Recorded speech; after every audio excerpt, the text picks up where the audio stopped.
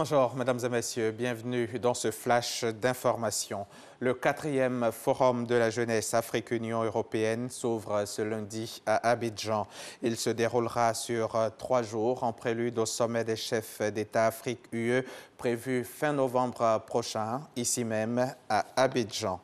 Daniel Kablan-Duncan était en France les 4 et 5 octobre dernier à l'occasion du 17e Forum économique où il représentait le chef de l'État.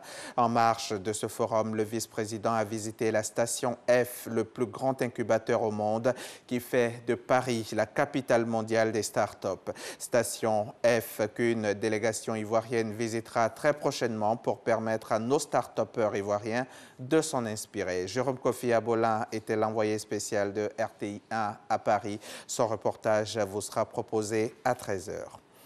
Nous sommes lundi 9 octobre et comme le 9 octobre de chaque année, l'on célèbre la Journée mondiale de la Poste. Cette année, la célébration mettra l'accent sur les réformes engagées par l'État afin de redynamiser le secteur de la Poste et de l'économie numérique. Vous entendrez le message du gouvernement tout à l'heure à 13 h.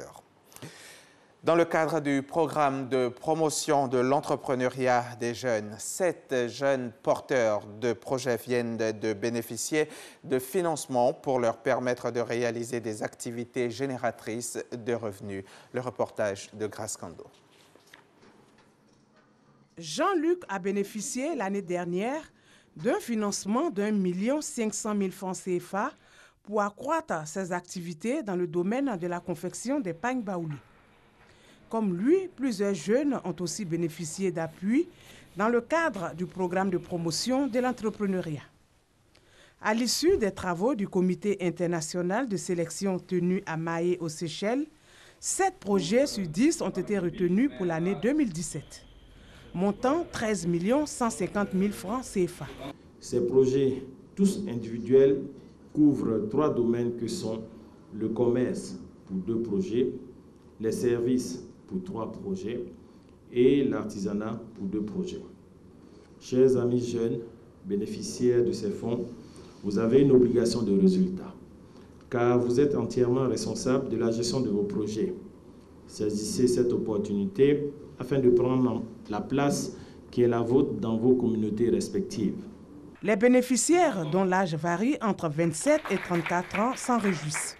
Mon projet, c'est celui de la vente et de la location des vêtements de cérémonie et des pagnes. C'est une grande joie pour moi parce que ça va me permettre d'employer aussi d'autres personnes et voler aussi de mes propres ailes. Nous venons de bénéficier d'un fonds d'une valeur de 1 500 000 francs.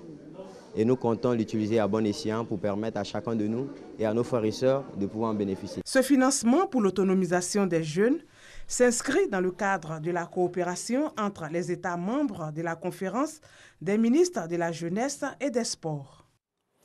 L'actualité internationale en bref et en images. 22 personnes, dont une femme, ont été égorgées dans le territoire de Beni, au nord Kivu, à l'est de la RDC. Samedi 7 octobre dernier, le crime est signé ADF et la route Kamango-Mbao est actuellement fermée à la circulation. Les rebelles ougandais ont également attaqué plusieurs positions des FARDC. Pourtant, depuis des mois, la région avait retrouvé un semblant d'accalmie grâce aux opérations conjointes menées par l'armée et la MONUSCO. Plusieurs campements ou bases des rebelles ADF avaient été démantelés. Au Kenya, plus que 18 jours avant le nouveau scrutin présidentiel, la coalition de l'opposition, la NASA, appelle à manifester ce lundi après des rassemblements émaillés de violence vendredi dernier.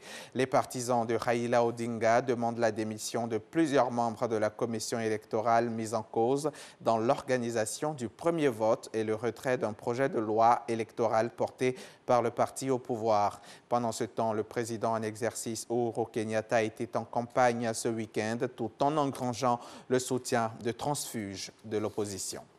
2 semaines après les élections allemandes, en exigeant à tout prix une limite supérieure de 200 000 migrants par an après l'accueil de nombreux réfugiés par l'Allemagne, le patron de la CSU bavaroise a mené la vie dure à Angela Merkel.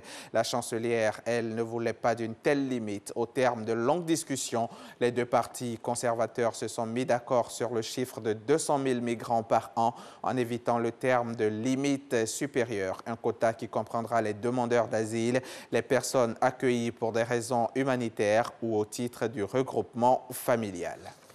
Fin de ce journal, on se retrouve à 13 h pour le point complet de l'actualité.